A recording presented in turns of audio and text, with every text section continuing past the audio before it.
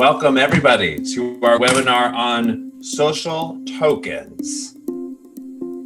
This is Alex Mustmade, who just a few weeks ago chopped himself up into tiny tokens representing himself on the blockchain and then proceeded to sell those shares of himself to investors. At first, when I heard this, I thought it was a tale of just like sort of weird human trafficking on the blockchain, but no, it turns out that Alex wasn't doing that. What Alex was doing was selling those shares of himself to investors, and he generated $22,000 now because of the rising price of crypto, which he will use to relocate to San Francisco when he's able to do that. And the investors, the people who bought those tokens, are going to be entitled to the share of all Alex's earnings over the next 3 years. You'll hear a little bit more about Alex there in a second. This is the TikTok page of Laurel Driscoll, who we have here. Laurel has over 580,000 followers on TikTok, over 230,000 followers on Instagram, and her material has been praised all over the internet, even earning her a shout out from Joe Jonas. Incredible. Recently, Laurel minted a token on Roll, which is a platform you hear about throughout the rest of this webinar on Ethereum. The token is called Tingles, and she distributed that token to her followers to encourage engagement. We'll hear from Laurel herself a little bit more later about her experience, but it's been a huge hit. Her followers have been super engaged, and it just goes to show. I'm a sucker for you. Okay, sorry, I just had to do it. Big Jonas Brothers fan. Okay, our last example is right here for this very webinar. Dan Finley minted and staked a token, DanCoin, for his Twitter followers who retweeted the promotional material.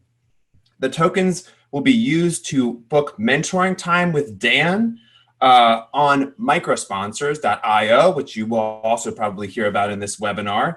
And you'll be able to trade that time for conferencing or mentoring with Dan, which is super valuable considering the app Dan has co-founded, has been downloaded millions of times. This is a really active platform. So these are all examples of social tokens, which are changing the way that we see our relationships in the world. My name is Coogan Brennan. I work at ConsenSys Academy, and I'm so excited to have you all here with us today. We've brought together some really brilliant folks to talk about this honestly sort of nebulous phenomenon of social tokens that means different things to different people. We're really excited to dig in over the next 50 minutes or so and hear from these different folks about their understandings of social tokens and hopefully give you a better understanding of it as well. So a quick little formatting thing. First thing, if you have any questions, click that Q&A button at the top of the bar. That will give questions to us. We'll be going through there, and at the end of the session, we'll be asking questions of the panelists. We're going to start off with some talks, and then we're going to go into some technical demos, but it's going to be a really casual atmosphere here. The idea is to really get conversation generated around with people who have worked with these tokens, have produced them, and are circulating them and actually handling them to get a sense of what it actually means, kind of cutting through all the noise that you might hear. So I'm going to do quick intros. First, we have Dan Finley, who I mentioned. Dan is a co-founder at MetaMask, which is a blockchain application with millions of users and one of the most successful projects on the Ethereum blockchain. We also have Bradley Miles, who is a co-founder at Roll, which is also a application built on Ethereum. We're going to hear from Bradley about social tokens, which Roll helps to mint and also help to distribute with people, even if they don't have Ethereum addresses or have never even touched the blockchain. We're also really lucky to have Laurel here, who I mentioned. We're going to talk to Laurel a little bit later about her experience with minting her social token Tingles that I mentioned, and just hear from her perspective as a creator and an artist and someone who wasn't familiar with blockchain before, what it was like to come into the blockchain scene, to mint a token, and what her experience has been like on the ground there. And last, we have Jenny Pollock, who's going to be my co-host throughout all this. I will really just sort of be a master of ceremonies and asking kind of the dumb questions occasionally. Jenny's going to be really driving the ship for the rest of the time. Jenny's a developer at MetaMask, the project I mentioned earlier, and is a phenomenal developer advocate as well. Presents at conferences and does developer outreach for MetaMask. So with that, I'm going to turn it over to Jenny. Jenny, are you here? Awesome. Yeah, thanks, Coogan. That was great. Yeah, so I just wanted to kind of reintroduce the idea of social money, right? Even if you consciously haven't thought about money in this way, like you're probably familiar with the idea. Consider if you've ever bought your friend a coffee and they said they'll get the next one. In a lot of ways, it could be as simple as that. But it could also be less immediate and less about the people you interact with on a day-to-day basis. As Coogan mentioned, the Alex's token sale. It's really interesting and super new use case, kind of only enabled by some of this emergent technology. So yeah, as Coogan said, Alex has raised over $20,000 to help move to San Francisco. But not only that does he have this resource now, but he also has this community of Alex holders that at the very least all hold this token in common, and at the very best are kind of incentivized to help make Alex kind of realize whatever goals he has in the future. Another thing that we could think about with social money is kind of like regionalism. Recently, this is a map of some recent statewide alliances in the US that have been coordinating COVID-19 relief responses. And Coogan and I kind of talked about this as a way of just another way of thinking about how these kind of networks maybe already exist, but then how the lens of social money kind of fits on top of this idea of existing social networks. So yeah, I mean, I guess like, of course, on the internet, we're not necessarily as limited by borders. So yeah, I mean, it's kind of like with social money, your imagination can super go wild here. And I'm super excited to talk to the three of you about the ways that you see this world, because we're all talking about a very similar thing, but I think the three of you have super unique perspectives on it. Yeah, I'll let Dan take it from here with some more of his thoughts. Cool. Thanks, Jenny. Thanks for those are great intros. I'm really excited about this panel, both the panelists and having so many engaged participants. The QA is active, and I would love to see people come out of this experimenting with their own social tokens. I wanted to start with kind of stepping back because okay, so there's a technology that we're building on that lets us make up money, and so rather than talk about the technology, though, I just want to talk a little bit about like what's the community experience of having a money that you kind of invented, and I had a little idea that I'd share, like a personal anecdote that I think was foundational for me. It was when I was a child. I went to an elementary school that was like, it was a little artsy, kind of a parent-teacher co-op. And once a year we did this thing called Doy Bucks. And there were these like little paper cartoon money that the teachers got to give out. And we went wild for them. Like it's like there was a pact that they were only giving out, you did good homework, you asked a good question, whatever. And they gave them out. And there was just like this whole economy that sprung up for those like 2 weeks a year. And we were like, you better believe the kids were gambling, or like making side deals or paying each other. And then it would culminate in a big flea market and then an auction, which, we'd spend every last dollar on. And that experience, I think it stayed with me because there's this weird thing where we're all kids and we're all dirt poor. We have like no cash, but for these 2 weeks, we're kind of flush and we're like able to do new things with each other. And like, what's up with that? What's up with like, we just printed some paper and suddenly we were flush with cash? Like, so during this time where a lot of people, we're out of work, we're like, kind of stuck. We're hoping for, maybe a $1,200 voucher if you're in the United States, and then meanwhile, the Fed is printing money like crazy. And you might say like, what does it mean to print money? And like, do I deserve, am I worthy of like the privilege of like maybe creating some value in my community? And so for me, this is like a huge new field. It's like the field of like, what does it mean when you can just, you know, freely create your own little token? And it can mean whatever. It can be as little or as big as you want. You can just play around with it. But it's globally enforced and validated. And so it can also kind of get as serious as you're able to sustain it. So I wanted to start with that, just kind of open up the kind of thinking about how to maybe use these, and then pass it off to who'd be the next? Bradley, let's hear it. Bradley? Yeah. Hey guys, super excited to be here. My name is Bradley Miles. I'm one of the co-founders and the CEO of Roll. Like Dan, have been playing around in the space for a pretty long time. I started as a researcher at CoinDesk, putting together their state of blockchain reports. It's a great place to work. And then became very interested in how the economics of the web are really increasingly bending towards creators and also their audiences. And I started to trace this idea back to the beginning of sort of blockchain-based currencies, but blockchain-based personal currencies, back to around 2013. But even farther, you know, to the concept of social capital and social currency, and it really being this cultural primitive that we've established and come to know over the past, 100 years. And the question is, why can't this also be a digital and financial primitive? And Ethereum does that beautifully for us. So Roll, quite simply, is a network that allows anyone to create, use, and distribute their own personal tokens. We even take this a step farther. We think the future of personal tokens is very social and community-based. So we call these types of tokens social money on Roll. So currently there's over 140 communities on Roll. One of those Coogan mentioned earlier is Alex Mustmade, who minted Alex. Roll actually participated in the sale, as did myself and my co-founder Sid.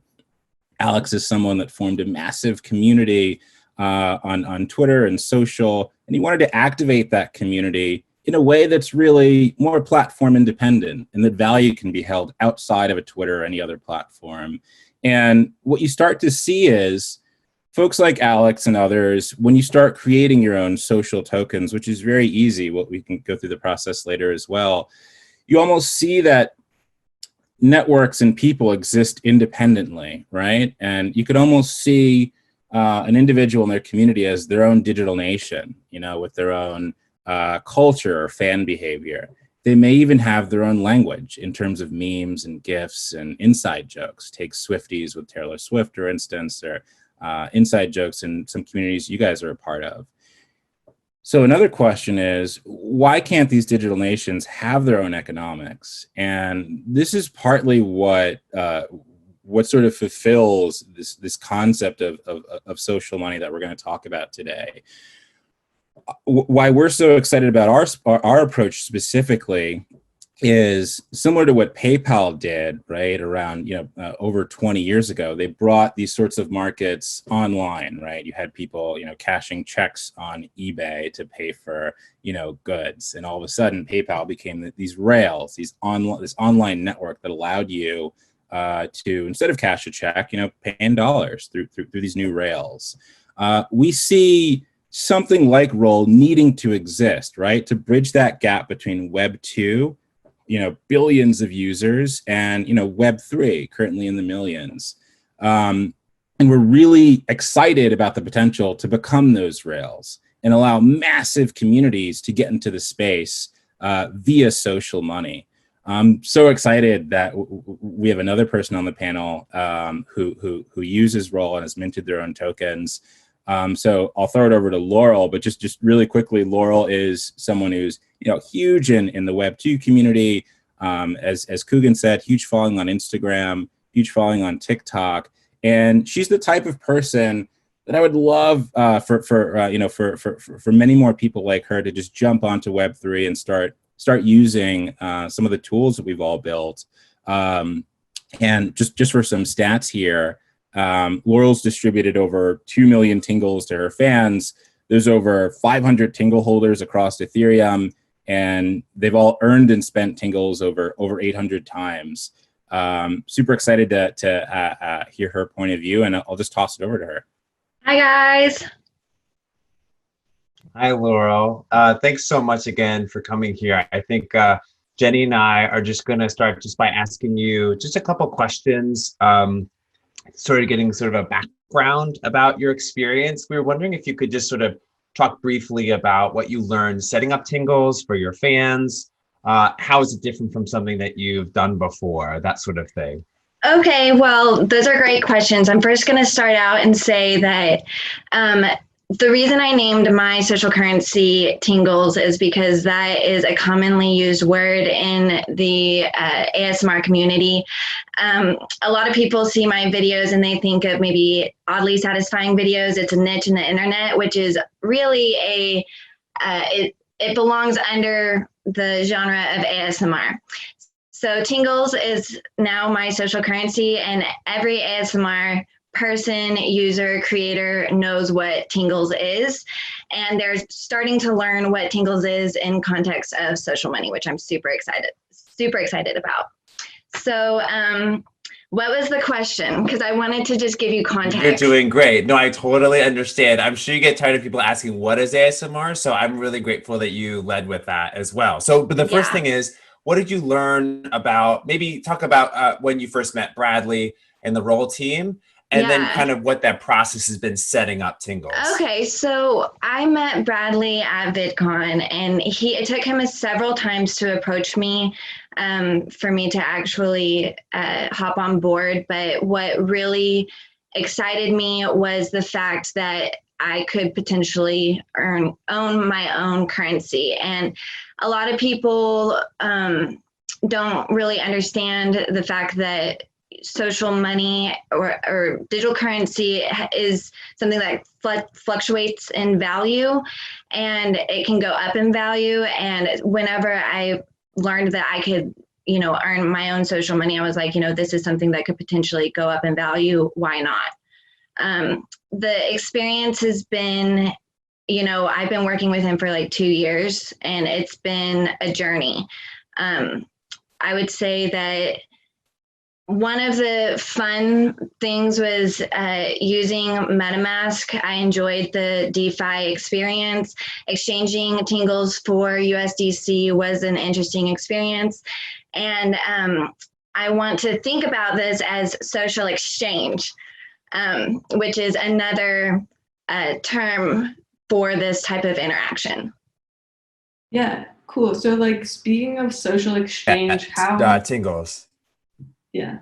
But speaking of social exchange, like how are people using Tingles today? So people are using Tingles, essentially they're using Tingles to access my content at this point. And this part has been a really, really interesting experience. But like I have been bridging the gap between Web 2 and Web 3 by unlisted videos that you can only access via Roll. So you can only access it with Tingles. And so I set the price to these videos. And so my fans are like, oh, what is this? They don't even really understand that they're using Tingles, that it's social money. They don't understand that it's even a big deal. They're just like, okay, I need this in order to access more content from Laurel. But I've done videos, I've done answering questions. A lot of my fans want to know things about my personal life, or they want to know, they want advice and stuff. And of course I don't have time to sit there and just like answer advice. And so I'm like, you know what, I set a price. And yeah, I mean, the way that I usually do it is I drop a link in my swipe up in my Instagram story. And I let my fans know, hey guys, I am releasing a video on the Roll app. You can buy it with 5,000 Tingles. The first 10 people to swipe up will get Tingles. So the fans who actually want to watch that video, they're going to swipe up, grab the Tingles, and then go watch the video. And so that so far has been kind of creating the momentum. Cool. And then I give it to my patrons, and I think that the key is to give it to people who actually really want you. They want to be closer to you. They want to be a part of your community. They want to be a part of what you're doing, whatever it is that you're doing. I've tried to give, it's so weird because I have low paying patrons and high paying patrons. The low paying patrons don't care about Tingles. I mean, they literally just don't care. But the high paying patrons, they're like, you know, swiping them up. They take the Tingles as a form of exchange for them paying me every month. Very cool. Can you talk a little bit too about like how some of the platforms that are not Roll, like how it's different when you use Tingles versus say like an Instagram or a TikTok? Okay, so basically Roll, I'm going to be very honest right now, like the Web3 needs to work on design in order to actually make it enjoyable to use, because it's really not that enjoyable. You know, we're in a immediate gratification society. At this point, we're in competition, I think, with Web2. You know, when Steve Jobs actually created everything with the iPhone, he focused so much on design, and that's what brought it to the masses. That is what brought it to the masses. And that's what's super duper important. Right now, design is lacking in Web3, and we can bring it to Web2 in a way that is fun, user-friendly. It validates their ego. It makes them feel good. You don't have to tell anyone, go on Instagram and get 100 likes on your picture. They're gonna get 100 likes because that feels good to them. You know, what if that 100 likes was social money? You know, it makes them feel a little more valuable, a little more expensive, a little bit more with it. Super fascinating, Laurel. And it's really interesting just to hear you talk about, you know, that experience of design being such a huge part. Because I know you also are you know, you're studying for art as well, and you study design. And so is that, when you look at how people are using Tingles the most, does that also inform kind of how you distribute it? Or, you know, is it mainly just for people accessing videos, or do you see any other kind of activity as well? That's a really great question. You know, right now people are, the bridge between Web 2 and Web 3 is a creaky bridge. I'm not gonna lie. I would love it if people were on Web 2 on their social medias. They scroll past a blurred image or blurred content that can only be accessed through social money. Because then there's this urgency, there's this tease, you know, and it's already integrated in what they're doing. You know, they're already, but, you know, I mean, I think that does that answer your question? Yeah, I mean, no, yeah, keep going. Yeah, because like right now it's really abstract. And I think that that's the hard thing for people like normal everyday followers to really understand. You know, you got to make it a little more tangible, a little bit more, you know, a little bit more tangible. Like think of it followers, if you didn't even see the amount of followers that you had and you told everyone, oh, I have 1 million followers, and then they go to your freaking page and they don't even see it. That is what it's saying. Whenever I'm like, I have 2 million Tingles distributed and 444,000 people are using my Tingles, and there's been, you know, so-and-so, whatever transactions, they don't care because it doesn't feel relevant. It doesn't feel real. And, you know, and that's why design is important for like the everyday person to actually use it. And the reason we want people to use it is the value is never going to go up unless the masses use it.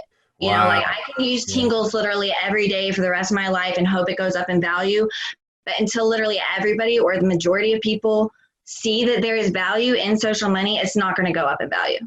I think this is so cool. So hear that perspective. And just one last question before we move on to Dan, which is, am I understanding you correctly where integration seems to be the biggest issue, like being able to wrap Tingles around traditional platforms like Patreon and Instagram? Is that accurate? Is that kind of what you're...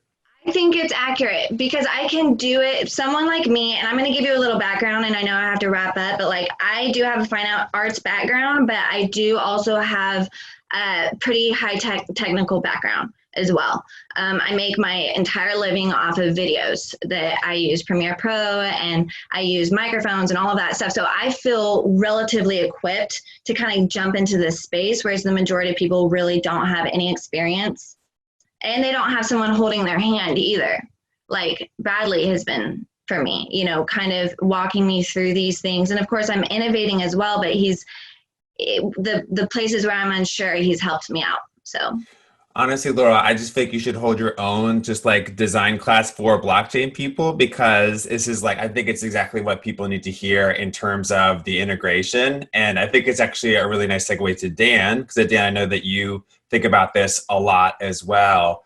And yeah, just kind of wondering if you wanted to comment on that and then sort of walk through whatever material you were planning on.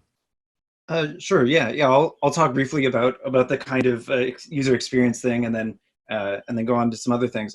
So yeah, like user experiences, it's super challenging because blockchains use a different kind of paradigm than traditional Web 2, at least when somebody wants to truly own their currency. Now, Roll does some really cool things where they make it super easy. They hold your account for you, so your followers can just kind of sign up with their phone number and they have an account. So that kind of bridge is obviously really important. And so I think Laurel can kind of is a demonstration of that. And so I work on MetaMask, which is a crypto wallet, it's a little bit more like you're in control of your own keys, and so that can be a rougher user experience. But what it does in exchange is that you get this kind of heightened security, and you get this portability where when you have tokens, and somebody asked in QA, like, why would you launch on a blockchain? Like, why wouldn't you, like a good question is like, why not just use a traditional database and just keep track of points, do what the airlines have been doing, with frequent flyer miles for so many years. Why wouldn't you do that? And the cool thing is that on the blockchain, there's all these different contracts. So you can take somebody's social money and you can interact with other contracts. So, after this video, I'm auctioning some meeting time on micro sponsors. That's a platform that's bridging Web3 with your calendar. And so Roll is also letting you, do an amount of like content hiding. I know Unlock Protocol is also letting you, so there's kind of this whole ecosystem full of different options. So MetaMask it's less like that immediate, like use case, like if you're an Instagrammer, you're going to drop a link. I think eventually we hope to be there, but right now it's far more about the kind of interoperability. It lets you sign into lots of different applications. So my guess is that a lot of people will get on, get their first Tingles. That might be their first and only wallet. And then some people are going to get a little curious, get a little creative, maybe want to do some trades, some exchanges. And that's what MetaMask is really good for right now. I partly wanted to step back a little bit because Laurel's case and story is like so compelling that it's almost like easy to get like sucked in and be like, well, if I'm not an influencer on Instagram, like what could social money possibly do for me? So I just want to highlight, because some people were saying, there was someone in the QA saying, well, I'm an artist, like how would this relate to me? So there's a little bit of a disconnect. And so I'll just kind of boil it down. I think you can think of most of these tokens in just two parts. There's what you issue them for and what you redeem them for. It's in graph theory, it's like a sink and a source, so as long as you've got both, you've got water flowing, and you want a flowing river. Okay. So in Laurel's example, she's dropping tokens in her feed. So it's kind of like proof that you're following her. And that's a cool way of like proving that, these people actually care. And then it sounds like there's also a sale. Laura, are you also selling them? Actually, just, if you mind, I get a little conversational. I mean, and technically, yeah. In a way, because there's that exchange. I mean, it's through a monthly subscription, and then I give them the link because of it. Cool. So you can buy them, but like it's almost like the real fans, like they have other ways of getting them too, right? Like just by proving they're part of your community. Yeah. So I've got a similar thing. Like I'm not really using my token on any similar scale. I'm just kind of messing around with it. But what I've found is like I can give out huge amounts of tokens to people I trust, like people that are just tight with me, like.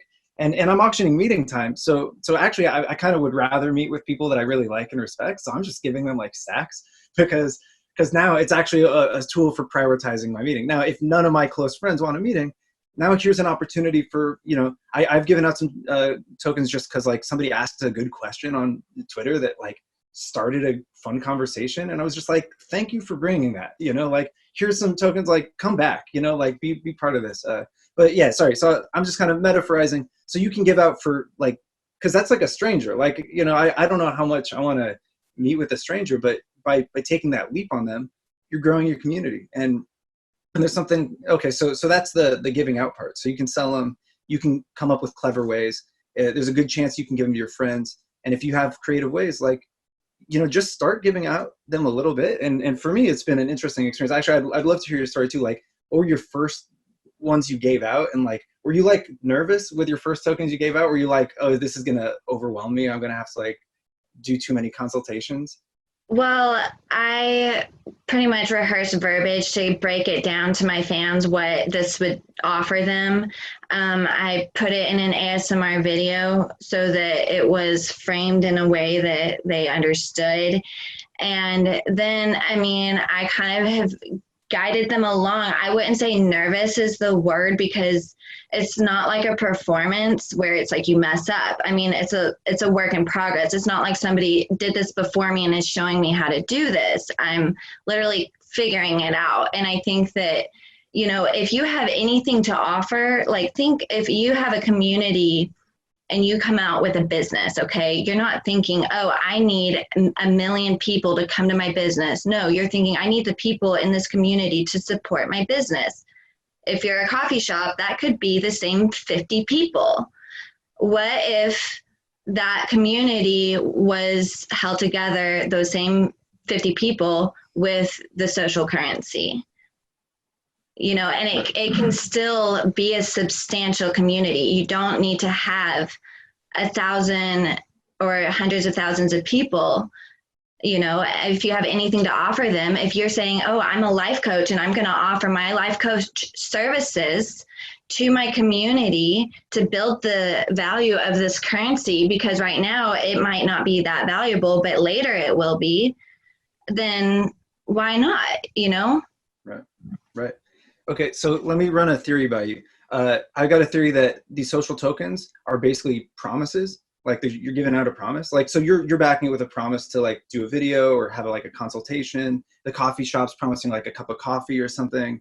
So like maybe the theme is that a social token is just like whatever you have to offer. If there's people that want that, like you can give those out. They'll have some value. Does that resonate? I think that that's pretty accurate. I've kind of framed it in a way where I put the content out there that I'm already doing, so it doesn't feel like more, you know?